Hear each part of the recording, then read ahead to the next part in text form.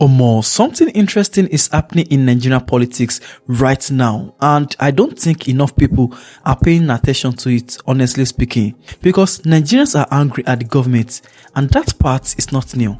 But now, Nigerians are also angry at the opposition, the same people who were shouting Peter Obi in 2023. Some of them are now calling him the biggest political fraud in Nigerian history. The same people who said Labour Party was the future are watching that party tear itself apart from the inside. And the government supporters, they are saying, give us 4 more years. His own son came out publicly and said his father is the best thing to happen to Nigeria. So here's the honest question going into 2027. If Nigerians are agreeing at everyone, who do they actually vote for? Stay with me because I have 4 clips today that tell the full story from 4 completely different angles. Before I play these clips, let me give you the quick context, because if you don't understand where we are right now politically, the clips won't make full sense. On December 31st, 2025, Peter Obi formally left the Labour Party and joined the African Democratic Congress, the ADC. He did it in Enugu. Senators were present, former governors were present. He called it, and I'm paraphrasing, the beginning of a rescue journey for Nigeria. Now, the ADC is not a new party, but it became significant when a coalition of opposition politicians, including former Vice President Atiku Abubakar, adopted it as their platform for 2027. The national chairman is former Senate President David Mark. The national secretary is former Governor Ralph Aregbesola. So, on one side, you have APC with Tinubu, 31 governors, federal resources, and the full weight of incumbency. On the other side, you have ADC with Peter Obi, Atiku, a coalition of opposition figures, and millions of angry voters. And caught it in the middle, we have ordinary Nigerians, the likes of you and me, who are not sure who to trust anymore. That is where we are. Now let's hear what these people are actually saying. The first clip is from Omoyele Sowore. Now, this is important. Sowore is not APC, but according to what people are saying, he's stylishly working for them. And we know him for someone who has been challenging this government consistently. So when he says this about Peter Obi, it hits differently than if an APC person had said it. So I want you to be the judge of what he said. Listen carefully.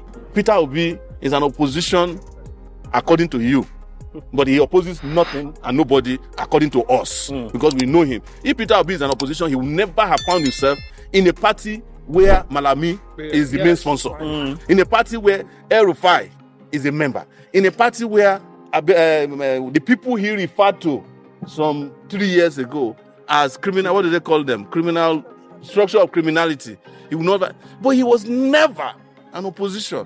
Peter Obi is a guy who came and packaged himself, lied to you, and made all of you fall. You all should be apologizing to those of us who already told you since 2022, when Peter Obi came in the horizon, that he's fooling you.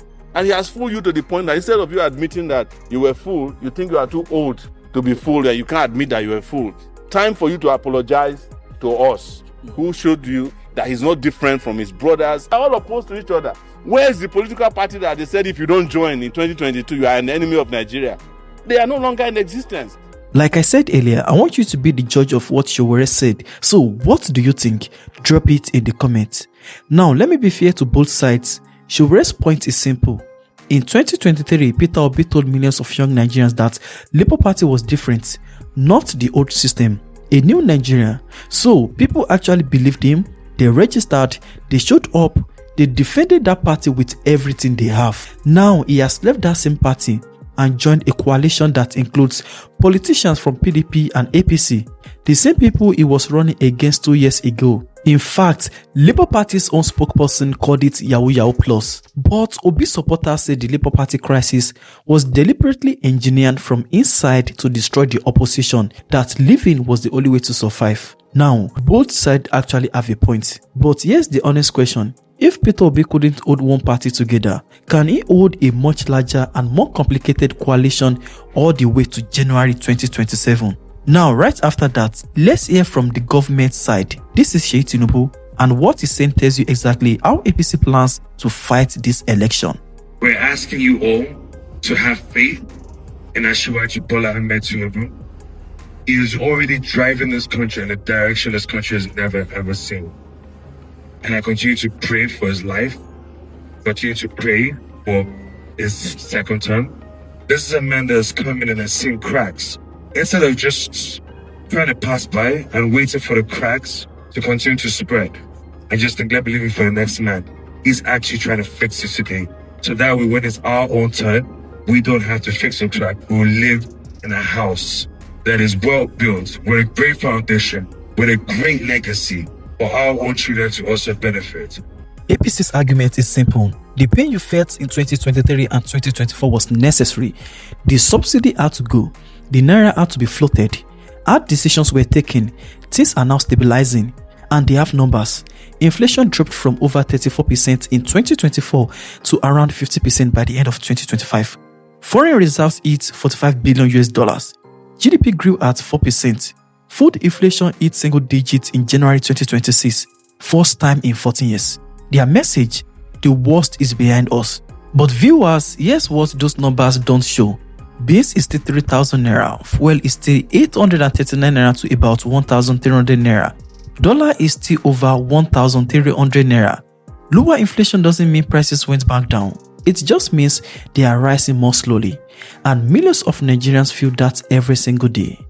I beg, if this is giving you the full picture most channels are missing, share it on your WhatsApp status right now. Drop it in a group chat. Let's keep everyone informed. Now, this clip goes directly against what Seyi Tinubu just said. This activist is saying what millions of Nigerians feel but haven't fully said out loud. There is no way Tinubu will handle Nigeria's insecurity the way he has done. The way he has failed to give Nigerians power and have the mind or nerves to contest for a second term. The only confidence they have is a corrupt electoral process to rig and go to a corrupt judiciary. That is why the Nigerian people have failed to understand that you have one singular challenge. A system to hold public office holders accountable. Today, Trump is in a hurry trying to implement his entire manifesto. He's trying to end the war in Ukraine. He has begun another one with Iran. He's trying to end the one with Gaza and Israel because he knows that the American system does not even give you 4 years. In November, they'll be having midterm elections. The House or Senate, Congress or Senate will flip and it puts the president in a difficult situation. Today in Nigeria, no matter how bad you are, and that is our tragedy, no matter how bad things are does not mean it will not get worse. That is the Nigerian situation. So you can be a calamity like Buhari, you will do a second term, and you can even rig in a successor because there is no system to hold anybody accountable. So Nigerians will continue in a vicious circle. Let us imagine, for example, that we agree that the system that we are following with the Tinubu template on insecurity, do not forget he's supposed to be the master strategist. Master strategist with no strategy to protect life, your primary responsibility. Let us assume that Tinubu fails to change pattern and continues with the alleged payment of ransom, pampering of terrorists, and then he comes back in his second term and we continue in that direction. What do you do? That is the simple logic. Now, the problem with Nigeria, you must get a system where you know that when public office holders fail to protect the life of people, fail to better their welfare, better their economy, you can go and vote them out. Or more, it be things. Now, here's why the argument has real weight. Peter Obi once made a comparison that went viral. He pointed out that Indonesia's president was inaugurated the same day as Tinubu. Under Indonesia, GDP went from $800 billion to 1.3 trillion. Per capita income rose from $3,000 to $5,000. Under Nigeria in the same period, GDP dropped from $500 billion to $200 billion. Per capita income fell from $3,500 to $2,000. Fuel fell from 300 to over 1,000 naira. Dollar from 400 to 1,500 naira. Those are not opinions. Viewers, those are numbers. And the question is, will Nigerians remember those numbers in that voting booth in January 2027? Or will money, tribe, religion and fear decide it for them? The final clip brings everything together. Dele Momodu has been in Nigerian politics and media for decades. He understands how elections are actually won here, and what he's saying about the opposition's chances is the most important thing in this entire video. Listen carefully. Let me give you a prediction again. You know I'm a prophet. I was born and named Joseph at birth in Ile-Ife. I am telling you that in the coming weeks and coming months, Tinubu will begin to lose sleep when he sees the true color of human beings. They will show him. All those who are expecting something from him today, they are pretending like the rattlesnake, waiting, hoping that they will get something. When they can no longer get it, they will seek their fortune elsewhere. Even right now, their own vice president, APC, does not know whether he can risk a Muslim ticket again.